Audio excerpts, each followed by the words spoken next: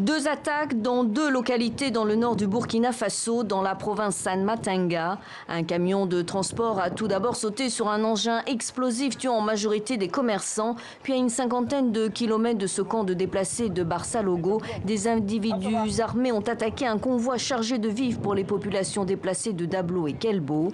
Alors une question se pose, les travailleurs humanitaires sont-ils devenus une cible des groupes djihadistes au Burkina Faso ? L'aide humanitaire en tant que telle est une cible. Maintenant, c'est vrai que parfois, elle n'échappe pas à la violence armée, avec vraiment un nombre de déplacés extrêmement important qui atteint le chiffre aujourd'hui de 270 000 personnes.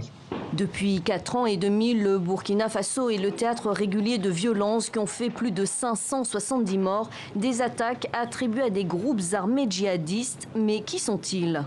Alors il y a une kyrielle de petits groupes et groupuscules qui opèrent dans le nord du Burkina, donc près de la frontière malienne.